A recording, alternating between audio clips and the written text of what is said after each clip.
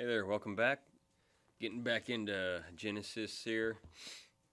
I don't know if you can notice, but I record these all in a big group.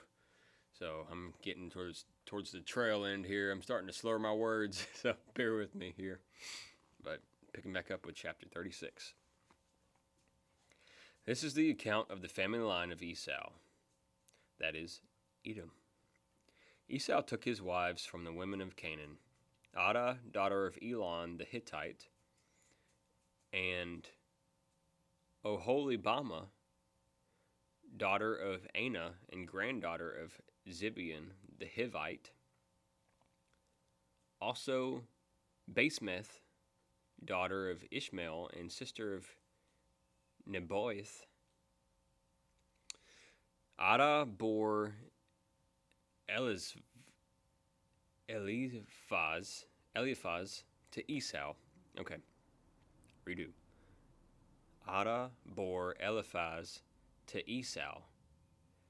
Basemeth bore Reuel, and Aholibamah bore Jeush, Jalam, and Korah. These were the sons of Esau, who were born to him in Canaan.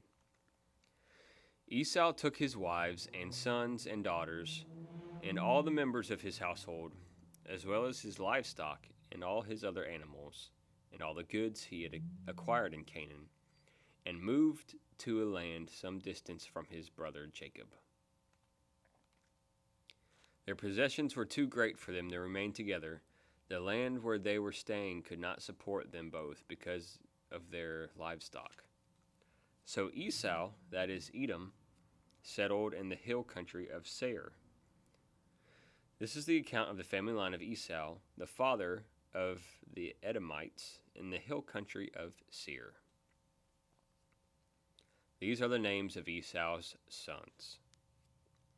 Eliphaz, the son of Esau's wife Adah, and Reuel, the son of Esau's wife Basemeth.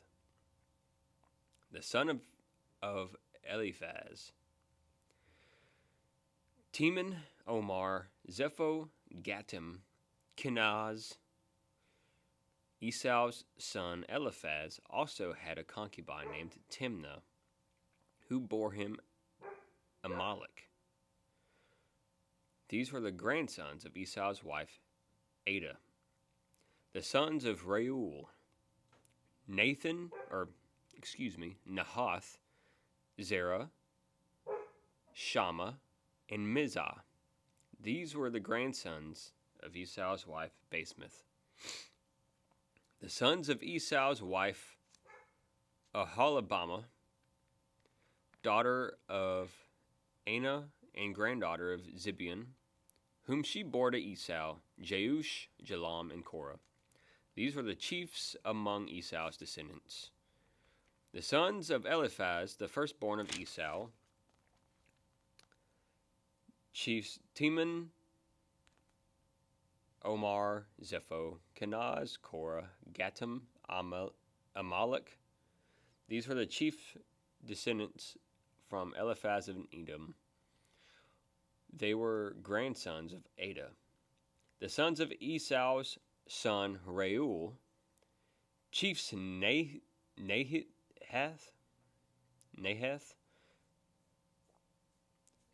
Zerah, Shammah, and Mizah. These were the chiefs' descendants from Reuel and Edom. They were grandsons of Esau's wife Basemeth. The sons of Esau's wife Aholibamah, chiefs Jeush, Jalam, and Korah. These were the chiefs descended from Esau's wife Oholibamah, daughter of Anah. These were the sons of Esau, that is Edom, and these were their chiefs. These were the sons of Seir the Horite, who were living in the region: Lotan, Shobal, Zibeon, Anah, Dishon, Ezer, and Dishon. These sons of Seir in Edom were Horite chiefs. The sons of Lotan, Hori and Homim. Timnah was Lotan's sister. The sons of Shobal, Alvan, Manahath, Ebal, Sepho, and Onam. The sons of Zibeon, Aya and Anna. This is the Anna who discovered the hot springs in the desert while he was grazing the donkeys of his father Zibeon. The children of Anna, Dishon and Oholibama, daughter of Anna. The sons of Dishon, Himdan, Eshban, Ithran, and Karen. The sons of Ezer, Bilhan, Zavan, and Achan. The sons of Dishan, Uz and Aaron. These were the Horite chiefs, Lotan, Shobal, Zibeon, Anah, Dishon, Ezer, and Dishan. These were the Horite chiefs, according to their divisions in the land of Seir. These were the kings who reigned in Edom before any Israelite king reigned. Bela, son of Bor, became king of Edom. His city was named Dinhabah. When Bela died, Jacob, son of Zerah, from Jobab, son of Zerah, from Bozrah, succeeded him as king. When Jobab died, Husham, from the land of the Temanites, succeeded him as king.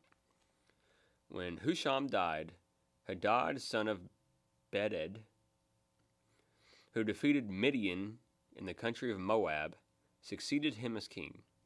His city was named Avith. When Hadad died, Samlah from Mesrikah succeeded him as king. When Samlah died, Shaul from Rehoboth on the river succeeded him as king. When Saul died, Baal-Hanan, son of Akbor, succeeded him as king. When Baal-Hanan, the son of Akbor, died, Hadad succeeded him as king. His city was named Pau, and his wife's name was Mehetabel, daughter of Matred, the daughter of Me-Zahab. These were the chiefs descended from Esau by name according to their clans and regions: Timnah, Alva, Jetheth, Oholibama, Elah, Pinon, Kenaz, Timon, Mizbar, Magdiel, and Eram. These were the chiefs of Edom according to their settlements in the land they occupied. This is the family line of Esau, the father of the Edomites. Chapter 37. Jacob lived in the land where his father had stayed, the land of Canaan. This is the account of Jacob's family line. Joseph, a young man of 17, was tending to the flocks with his brothers, the sons of Bilhah and the sons of Zilpah, his father's wives, and he brought their father a bad report about them. Dun, dun, dun. Now Israel loved Joseph more than any of his other sons, because he had been born to him in his old age, and he made an ornate robe for him. When his brothers saw that their father loved him more than any of them, they hated him and could not speak a kind word to him. Joseph had a dream, and when he told it to his brothers, they hated him all the more. He said to them, "Listen to this dream I had.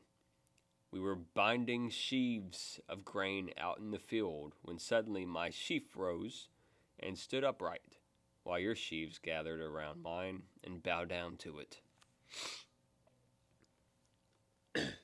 His brothers said to him, "Do you intend to reign over us? Will you actually rule us?" And they hated him all the more because of his dream and what he had said.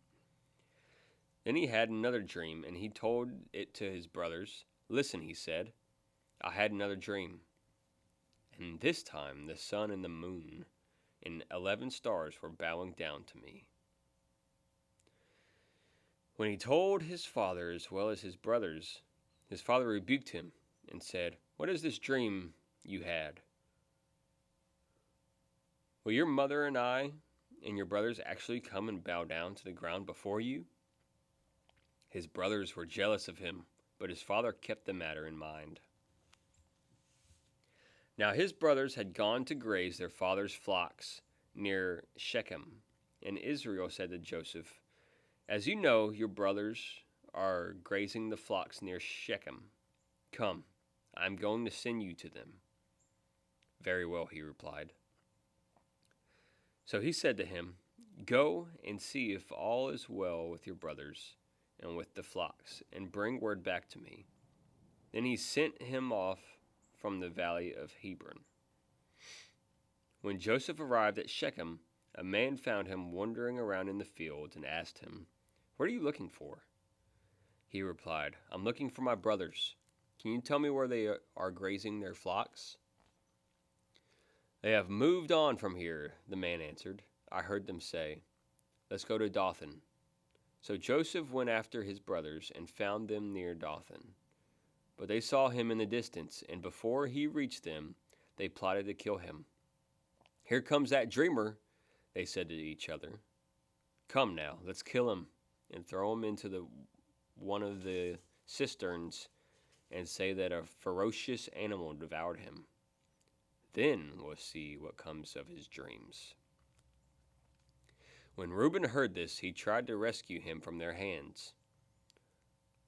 "Let's not take his life," he said. "Don't shed any blood. Throw him into the cistern here in the wilderness, but don't lay a hand on him." Reuben said this to rescue him from them and take him back to his father. So when Joseph came to his brothers, they stripped him of his robe, the ornate robe he was wearing, and they took him and threw him into the cistern. The cistern was empty. There was no water in it. As they sat down to eat their meal, they looked up and saw a caravan of Ishmaelites coming from Gilead. Their camels were loaded with spices, balm, and myrrh, and they were on their way to take them down to Egypt. Judah said to his brothers, "What will we gain if we kill our brother and cover up his blood?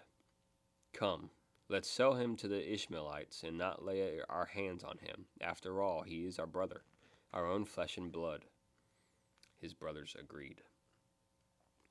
So when the Midianite merchants came by, his brothers pulled Joseph up out from the cistern and sold him for 20 shekels of silver to the Ishmaelites, who took him to Egypt. When Reuben returned to the cistern and saw that Joseph was not there, he tore his clothes. He went back to his brothers and said, "The boy isn't there. Where can I turn now?" Then they got Joseph's robe, slaughtered a goat, and dipped the robe in the blood. They took the ornate robe back to their father and said, "We found this. Examine it to see whether it is your son's robe." He recognized it and said, "It is my son's robe. Some ferocious animal has devoured him. Joseph has surely been torn to pieces." Then Jacob tore his clothes, put on sackcloth, and mourned for his son many days. All his sons and daughters came to comfort him, but he refused to be comforted. "No," he said, "I will continue to mourn until I join my son in the grave." So his father wept for him. Meanwhile, the Midianites sold Joseph in Egypt to Potiphar, one of Pharaoh's officials, the captain of the guard. All right, we'll pick back up in chapter 38. It's getting into some Ballad of Little Joe stuff if you know Veggie Tales. Anyway, I'll see you in the next one.